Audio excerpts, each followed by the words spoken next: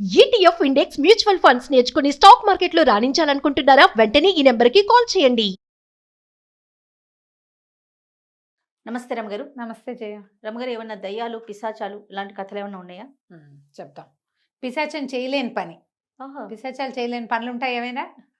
మామూలు కథల ప్రకారం అయితే అవన్నీ చేసేస్తాయి అదే కదా. కదా.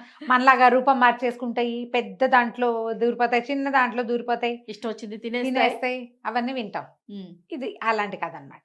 పూర్వం అంట ఓ పల్లెటూరులో శివుడు అని ఒక కుర్రాడు ఉండేవాడు. ఆ, భలే అల్లరివాడు, మహాబద్ధకస్తుడు వాడు. అల్లరి అనగానే యాక్టివ్ అనుకుంటాం కదా, కానీ యాక్టివ్ కాదు, బాధకంగా ఉండేవాడు వాడు. వాడు ఏ పని పెద్దగా చేసేవాడు కాదు. కొంచెం పిల్లాడు పెద్దవాడేసరికి తండ్రి గతించాడట. తల్లి పాపం అక్కడ ఇక్కడ ఏదో ఆ పనులు ఈ పనులు చేసి బిండి పోషించేది. వాడు ఏ పనికి కొరగాడు. ఇప్పుడేంటి మనకి పిల్లలు స్కూల్కి పోతారు, ఉమ్, ఉమ్. ఏదో చదువుతారు, 10th క్లాస్ దాకా ఎటగొట ఈడుస్తారు. ఆ లోపల పిల్లాడు ఏదైనా పని చేయాలన్న ఊహ పేరెంట్స్కి ఉండదు. ఉమ్. ఒక మాదిరి తల్లిదండ్రుల్లో.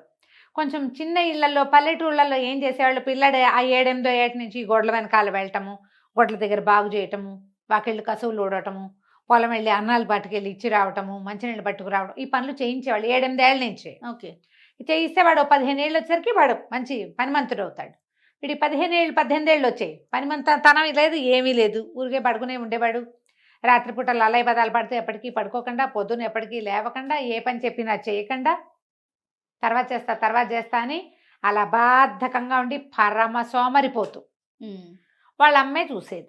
ఓకే. ఈ చూసి ఒకనాడు చుట్టుపక్కల వాళ్ళు ఎవరో నానా మాటలు అన్నారు. ఇంత బడితల్లే ఇంత కొడుకున్నాడు, గే దూడలే ఉన్నవాడు పని చేయకపోతే ఏమంటారు, దూడలే పెరిగేవాడు అందరూ తెగ తిట్టారు. తిట్టేసరికల్లా వాళ్ళ అమ్మ నానా తిట్లు తిట్టింది వాడిని. ఓకే. వెళ్ళిపో వెధవా బయటికి, ఇంట్లో నుంచి ఏమి పని చేయవు, పాట చేయవు, ఉమ్. సోమరిపోతువి నువ్వు, నిన్ను ముయ్యలేకపోతున్నా. ఇప్పుడు 10 ఏళ్ళు 8 ఏళ్ళు పిల్లాడు అనుకో, ఏదో ఇప్పుడు అన్నం తిని ఓ లడ్డు తింటే సరిపోతుంది.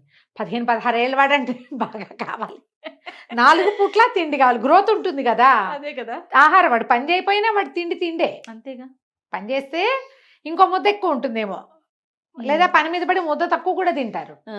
వీడట్ట కాదు, కూర్చొని కుంభాలు మేసేస్తున్నాడు. విసుగు పుట్టేసింది వాళ్ళ అమ్మకి. ఓకే. వెధవా పో బయటికి, నేను మొయ్యలేకపోతున్నాను, నీ తిండి తెచ్చేసరికి నా టంగులు దిగుతున్నాయని తెగ తిట్టింది. తిట్టేసరికి వీడికి కోపం వచ్చేసింది, విసుగు పుట్టింది. ఎప్పుడు తిడుతుంది, ఎంతసేపు పని చెప్తుంది, ఎవడు చేస్తాడు ఈ పనులేని అని నడుచుకుంటూ పోయి ఊరు చివర ఏవో కొన్ని చింత చెట్లు, వేప చెట్లు అవి ఇవి ఉండే ఓ చెట్టు కింద కూర్చున్నాడు. చెట్టు కింద కూర్చుని ఈ బతుకు ఎవడు బతుకుతాడు, ఓ పూలు వచ్చి మింగేసినా, పిశాచి వచ్చి మింగేసినా సరిపోతుంది, హాయిగా ఉంటుంది. వాడే అనుకున్నాడు ఓ పూలు వచ్చి మింగేయకూడదున్నాను, లేదా పిశాచి వచ్చి మింగేయకూడదు, నాకు చావు వచ్చేస్తే హాయిగా ఉంటుంది, చచ్చిపోతే ఈ గోల ఉండదు, ఈ పని గోల ఎవడ పడతాడు అనగానే ఒక చెట్టు సాటించి ఒక పిశాచం వచ్చింది. వచ్చేసా అంది. వచ్చేసానికి హడిలిపోయాడు. ఏమిటి, ఎక్కడి నుంచి వచ్చావు నువ్వు అన్నాడు. ఎక్కడి నుంచి రావటం ఏంటి, నువ్వెంత సోమరిపోతావో నాకు తెలుసు, నువ్వే కదా నన్ను పిశాచం మింగేయాలన్నావు, వచ్చేసా, అందుకే నువ్వు పిలిచావు కాబట్టి నేను వచ్చాను, నాకు సోమరిపోతులంటే ఎంత ఇష్టమో అంది. ఆనంగానే వీడు ఆశ్చర్యపోయాడు. కానీ నన్ను మింగద్దు నువ్వు అన్నాడు. మింగను, మన ఇద్దరం కలిసి ఒక పని తీసుకుందాము, 6 ఏళ్ళు నీకేం కావాలంటే అది నేను చేస్తా, 6 సంవత్సరాలు. ఓకే. తర్వాత 6 సంవత్సరాలు నాకేం కావాలంటే అది నువ్వు చెయ్యాలి, బాగుందిగా, మన ఇద్దరికి ఇది అనేసరికల్ వీడ ఆలోచించి 6 సంవత్సరాల్లో నందో రాజా భవిష్యత్తు, సరే అలాగేనన్నాడు. ఇద్దరు ఏం పందెం వేసుకున్నారు, నేను చేయలేని పని ఏదైనా నువ్వు చెబితే, పిశాచం చెప్పిందనమాట, ఏది అడిగినా చేస్తాను నేను, చెయ్యలేని పని చెప్తే నేను చేయలేకపోతే అప్పుడు నిన్ను వదిలిపెట్టి వెళ్ళిపోతా, మన ఇది ఉంది కదా, ఏమంటారు అగ్రిమెంట్ క్యాన్సిల్, నువ్వు నాకేం చేయక్కర్లా, నేను నిన్ను వదిలిపెట్టేస్తా, వదిలేస్తా. కానీ నువ్వు అన్ని పనులు నువ్వు అడిగినవన్నీ నేను చేస్తే తర్వాత 6 సంవత్సరాలు నేను అడిగింది నువ్వు చేయాలి. ఓకే. ముందు మనకే కదా ఛాన్స్ వచ్చింది, తర్వాత సంగతి తర్వాత చూసుకుందామని వీడు ఒప్పుకున్నాడు. ముందు నాకు సరే నాకేం కావాలంటే అది ఇస్తామన్నాడు. ఏది కావాలంటే అది ఇస్తానండి. జేబుల నిండా డబ్బులు పోసింది వాడికి, జేబు నిండా డబ్బులే. వాడు చొక్కా వేసుకున్నాడు, చొక్కాకో జేబుని దానికి ఓ లాగు తొడుక్కున్నాడు, రెండు జేబుల్లో వెనకాల సీటు మీద ఉండే జేబులో కూడా రూపాయి బిళ్ళలు వచ్చినాయి, బంగారు కాసులు. వాడికి ఉత్సాహం వచ్చేసింది. మా అమ్మ డబ్బులు లేకే కదా పనికి, ఆ పని ఈ పని అని ఎవరిని పని మనిషిని పెట్టుకోకుండా ఆవిడే పని చేసుకుని నన్ను కూడా చేయని చంపుతుంది. డబ్బులు ఉన్నాయనుకో, మనకున్న 1/2 ఎకరం దున్నుకోవడానికి మనుషులు ఉంటారు, ఇంకో 4 ఎకరాలు కొనుక్కోవడానికి డబ్బులు వస్తాయి, డబ్బులు ఉన్నాయి, శుభ్రంగా కావాల్సిన తినచ్చు, కావాల్సిన సేపు పడుకోవచ్చు, కోళ్ళు మేకలు గొడ్లు కదా అన్నీ పెట్టుకోవచ్చు. అన్నిటికీ డబ్బు ఉంది. అంతేగా. అన్ని పనులు చేయడానికి పని మనుషులను పెట్టుకోవచ్చు. బాగా ఆలోచించుకుని వాడు ఆ డబ్బులు చేత పుచ్చుకుని ఎగురుకుంటూ ఇంటికి వెళ్ళిపోయాడు. ఇంటికి వెళ్ళిపోతే వాళ్ళ అమ్మకి అన్ని డబ్బులు తీసి చూపించాడు. అమ్మ చూడవే ఎన్ని డబ్బులు తెచ్చారంటే, మాస్టర్ నీ కడుపుడుక ఒక పావలాకి కొరగాని వాడివి ఇంత బంగారపు కాసులు ఎక్కడి నుంచి వచ్చినారా? ఆ రోజుల్లో బంగారు కాసు అంటే చాలా పెద్దది. ఇన్ని కాసులు ఇన్ని అన్ని జేబులు నిండా మొత్తం కలిపి ఇగో అన్నయ్య 2 దోసెళ్ళు. ఎట్లా తెచ్చావురా ఏంటంటే వీడు ఏం చెప్పాడంటే, అమ్మ బ్రహ్మాండమైన పిశాచం ఒకటి దొరికింది, 6 ఏళ్ల పాటు దానికి అది నాకు పనిచేస్తుంది, తర్వాత 6 ఏళ్ళు నేను దానికి పనిచేస్తాను అనేసరికి వాళ్ళ అమ్మ తెల్లబోయింది. పిశాచాలతో అగ్రిమెంట్లు ఏమిట్రా నీ పిండాకుడు, పిచ్చి వెధవా, వద్దు మానేసెయ్యి, అసలు వద్దు, ఈ డబ్బులు వద్దు మనకి, నేను చేయనని చెప్పు, తెగతెంపులు చేసుకో దాంతో, ఇది మంచిది కాదురా, చంపేస్తుందిరా అది నేను, పైగా ఇంత తామరతంపరగా ఇంత డబ్బులు ఇచ్చి పడిపోతే చుట్టుపక్కల వాళ్ళంతా ఏమనుకుంటారు? అంతే కదా. ఏ చేతబడో చేశారంటే సస్తాను రా, వద్దురా వద్దురా అని ఎంత చెప్పినా వాడు వినలా. వాళ్ళ అమ్మంది, నువ్వు ఈ పిశాచాలతోటి సంగమం ఇది ఏమంటారు ఈ స్నేహాన్ని కొనసాగించేటట్టు నువ్వు వింటూ ఉండద్దు, కుటుంబానికి కూడా చెడ్డ పేరు, మన వాళ్ళంతా సాటి వాళ్ళు ఉన్నారా, వాళ్ళందరి మీద కూడా ఈ భూత వైద్యం గొడవలు వస్తాయి. వీళ్ళింటో దయ్యాలు ఉన్నాయంటే మన ఇళ్ళ వైపుకి ఎవరు రారు, మధ్య చుక్క కూడా పోయారు ఎవరు. అవన్నీ ఎందుకే అమ్మా, మన దగ్గర డబ్బులు ఉన్నాయి అన్నీ వస్తాయంటాడు పిల్లాడు. తల్లి మాత్రం ఒప్పుకోవాలి, వెళ్ళిపోమనేసరికల్లు వీడు మన చేతిలో పిశాచం ఉంది, ఏది కావాలంటే అది చేస్తుంది, అమ్మ లేకపోతే ఏమైంది ఓరిని అని చెప్పి బయటికి వెళ్ళిపోయాడు. ఆ వయసులో అలాగే ఉంటుంది జయ, వెళ్ళాక కదా తెలిసేది. మరి సరే పిశాచం కాస్త వాడిని పిశాచం దగ్గరికి వెళ్ళిపోయాడు. వీడికి నుంచి బయటికి పోయాడు. బయటికి పోయి పిశాచాన్ని చెప్పాడు, నేను ఇంక ఈ ఊళ్ళో ఉండలేను, నువ్వు నాతో ఉన్నావంటే ఊళ్ళో వాళ్ళంతా మా దగ్గరికి రారట, మా అమ్మ చెప్పింది, నాకు అడవిలో చక్కటి ఇల్లు కట్టు అన్నాడు. ఠకేల్మని ఇల్లు కట్టేసింది, అది హ్యాపీమని అంటే కట్టేసింది. అక్కడి నుంచి బోల్డ్ అన్ని తిండి బండారాలు అన్నీ ఎప్పటికప్పుడు అయిపోతే మళ్ళీ వచ్చేస్తూ ఉండాలంటే సరే అని ఏర్పాటు చేసింది. వాడు హాయిగా ఉన్నాడు. నాకు బాగా పని సాయం చేయడానికి 5-6 పని వాళ్ళని పెట్టు అన్నాడు. 5-6 పెట్టింది. అక్కడి నుంచి ఇంకా రోజుకు ఒకటి అడిగేవాడు వాడు. కాలం కాని కాలంలో జామకాయదే, మామిడికాయదే, వాడి ఇష్టం, అరిసెలదే, అప్పచ్చోలదే, ఏదైనా పిశాచం పట్టుకొచ్చి ఇచ్చేది.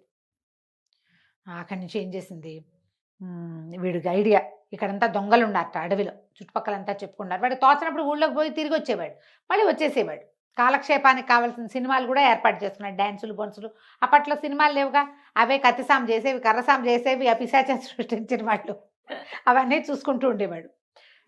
ఊళ్ళోకి వెళ్ళి కనుక్కొచ్చి ఇక్కడంతా దొంగలు ఉన్నారట, దొంగలకి కాపలాగా పెంపుడు కుక్కల్లాగా మెలిగే ఒక 6 డజన్ పులుల్ని తీసుకురా నాకు అన్నాడు. అది 6 పులుల్ని తెచ్చింది. అవి కుక్క పిల్లలాగా తిరుగుతాయి వాకిట్లో, అంటే మన కుక్క పిల్లలు చూసే వాళ్ళకి పూలే కదా, భయం వేస్తుంది కాబట్టి వాకిట్లో పులులు తిరిగేవి. అక్కడి నుంచి ఇంటికి చుట్టూ పెద్ద ప్రహరీ గోడ కట్టమన్నాడు, కట్టింది. 20 అడుగుల ప్రహరీ కట్టమన్నట్టు వాడు. ఆయన ఎవరో రాజకీయ నాయకుడు కూడా అటగే కట్టుకున్నాడని చెప్తున్నారు. పెద్ద ప్రహరీ గోడ. ఎవరు నీకు వాకిట్లో పుల్లు ఉన్నప్పుడు ప్రహరీ గోడ ఎందుకు? అదే కదా, పుల్లే కాపలా ఉంటాయి. కాదు, దానికి అదే దీనికి ఇదే 20 అడుగులకి కోతికి కొబ్బరి చెప్ప దొరికినట్టే. సరే రోజులు గడిచిపోయినాయి, 5 ఏళ్ళు దాటిపోయింది, 6వ ఏడు పూర్తవుతుంది. ఈ మధ్య మధ్యలో పిశాచానికి వీడిట పిచ్చ పిచ్చ అడిగినప్పుడల్లా పళ్ళు కొరికేది. అది పళ్ళు కొరికనేది, నువ్వు నా చేతికి చిక్కుతావుగా 6 ఏళ్ళ తర్వాత, నిన్ను చంపేస్తాను, నేను మామూలుగా చంపను, నిన్ను బాగా నానబెట్టి వేడి నీళ్ళలో ఉడకబెట్టి ఆ తర్వాత పెనం మీద బాగా కాల్చి చిన్న చిన్న ముక్కలు చేసుకుని రోజు ముక్క చొప్పున 6 ఏళ్ల పాటు తింటాను నిన్న. అంత కోపం మరి రాదు, ఇన్ని రకాల పనులు చేస్తుంటే మనమే 2-3 సార్లు ఎవరైనా వెంటనే పని చెప్తే వీళ్ళని తిట్టేస్తాం. అవును, ఖర్చొస్తుంది, మంటగా ఉంటుంది. ఇన్ని రకాల పనులు చేసినప్పుడు దానికి ఆ మాత్రం మండదు. చిన్న చిన్న ముక్కలు చేసుకుని 6 సంవత్సరాల పాటు తింటాను నిన్ను నేనని చెప్తుంది. చెప్తే మనవాడు అన్నట్ట, చూద్దాం 6 ఏళ్ళు పూర్తయ్యాక కదా, అప్పటి సంగతి అప్పుడు. 6వ ఏడు కూడా వచ్చింది. 6వ ఏడు పూర్తవుతుంది. వీడికి ఆలోచిస్తున్నాడు, పిశాచమేమో మన మీద కోపంగా ఉంది, హాయిగా 6 ఏళ్ళ నుంచి సుఖంగా ఉన్నా ఏ పని చేయకుండా, రేపు అది ఏం పని చేయిస్తుందో మనతోటి మనుషులతో, దానికి లేనిదేమీ లేదు కానీ మనుషులతో ఏం పని చేస్తుందో అది మనకు తెలియదు, దాని సంగతి తెలియదు, ఏం చేయాలి అని ఆలోచిస్తూ ఆ లోపల ఈ అడవిలో పెద్ద పెద్ద చెరువులు అవి ఉన్నాయట. చెరువు గట్టును కూర్చున్నాడు. చెరువు గట్టు మీద కూర్చుంటే కొన్ని కప్పలు అటు ఇటు ఎగురుతూ కనపడ్డాయి. బెక బెక బెకమని సంగీతం. అడవి నిశ్శబ్దంగా ఉంటుంది. వీడొక్కడే ఉన్నాడు అక్కడ. మనుషులేరి పనిచేసేందుకు పిశాచపు మనుషులు ఉన్నారు. వాళ్ళు మనుషుల కింద లెక్క కాదు కదా, వాళ్ళు మాట్లాడుకోరు, పనులు మాత్రం చేస్తుంటారు. ఆ నిశ్శబ్దంలో ఆ కప్పల సంగీతము అవన్నీ వినపడతాయి. బెక బెక బెక బెక అని ఉండుండి అంటూ ఉంటాయి. బాగా ఆలోచించాక వాడికి తట్టింది. సరే పిశాచాన్ని పిలిచాడు. పిలిచి ఇంకొక అరగంట సమయం ఉంది 6 ఏళ్ళు పూర్తవటానికి. వాళ్ళు పెట్టుకున్న టైంకి 1/2 అవర్ ఉంది. ఏమన్నాడు, అయిపోయింది కదా మన సమయం, ఒక అరగంట ఉంది. ఈ అరగంటలో నువ్వు ఒక్క పని చెయ్యి, ఈ చెరువులో ఉన్న కప్పలన్నిటినీ చెట్టు మీద కూర్చోబెట్టు. చెట్ల మీద నుంచి కప్పల సంగీతం వినాలనుంది, ఇదే నా ఆఖరి కోరిక అనగానే పిశాచం రుసరుసలాడుతూ, ఏమిటో నువ్వు నీ దిక్కుమాలిన ఐడియాలు, సరే చేస్తాలే, ఇంకేముంది, అరగంట తర్వాత ఎలాగో నీ సంగతి ఉంది అన్నది. అని అక్కడి నుంచి ఏం చేసింది, గుప్పెడు కప్పలను తెచ్చి చెట్ల మీద పెట్టడం మొదలుపెట్టింది. ఇది ఒక గుప్పెడు తెస్తుంది, అరగుప్పెడు దూకేస్తాయి. మరి అవి ఎక్కడ ఆగుతాయి? కప్పలు తక్కడే అంటారు. ఇక ఎన్నిసార్లు కప్పల్ని పెట్టిందో, ఎన్నిసార్లు మొత్తం కప్పలన్నీ పెట్టాలి, అది ఇది పెట్టలేకపోయింది. అరగంట గడిచిపోయింది. గడిచిపోగానే ఆ కుర్రాడు అన్నాడు, శివుడు మరి మన సమయం ఏమో గడిచిపోయింది, నువ్వు కప్పలన్నింటినీ అక్కడ పెట్టి సంగీతం వినిపించే కచేరీ ఏమో నువ్వు చేయించలేకపోయావు అనగానే పిశాచమంది, నా వల్ల కాదులే ఈ పని, ఇది మాత్రం నేను చేయలేకపోయాను, నీకు నాకు రామ్ రామ్ వెళ్ళిపోయి ఇంటికి. వాడు ఏం చేశాడు, అంతకుముందే ఈ పిశాచం ఇచ్చిన డబ్బులతోటి బోల్డ్ అంత పొలం కొనుక్కున్నాడు ఊళ్ళో. పిశాచి వెళ్ళిపోయింది, 6 ఏళ్ళు అవ్వగానే ఇల్లు వాకిలు అన్నీ మాయమైపోయినాయి, కానీ వీడికి ఊళ్ళో పొలం మిగిలిపోయింది. ఓహో, తెలివిగా కొనుక్కున్నాడు, నవ్వుకుంటూ వెళ్ళిపోయాడు. కప్పలు తక్కడు అంటారు. 4 కప్పల్ని పైన వేసామనుకో, మనం చేయబెట్టి ఇంకో కింద నుంచి 2 తీసే లోపల అందులో నుంచి 2 దూకేస్తాయి. వాడు ఆ కప్పలు దూకేసే విధానాన్ని కనిపెట్టి ఇది అడిగాడు అనమాట. పిశాచాలు కూడా చేయలేవు, నీకు మనుషుల్ని కూడా మనం చూడు అట్లా కంట్రోల్ చేయలేం. పిల్లల్ని కంట్రోల్ చేయటం చాలా కష్టం. మనం చాలా తక్కువ చోట్ల పిల్లలు ఒకే సింక్రనైజ్డ్గా ఒకే పద్ధతిగా ఉండేది తక్కువ చూస్తాం. అవును కదా, అవునండి. అందుకే కప్పలు తక్కడి మేళం అంటారు. ఈ కప్పలు తక్కడితో పిశాచం బారి నుంచి వాడు తప్పించుకున్నాడు. పిశాచం చేయలేని పని ఏంటంటే అందరినీ ఒక లైన్లో పెట్టడం, కప్పల్ని లైన్లో పెట్టడం ఇంపాసిబుల్. అది కథ మంచి సరదా కథ. నమస్తే రమ్మగారు. నమస్తే.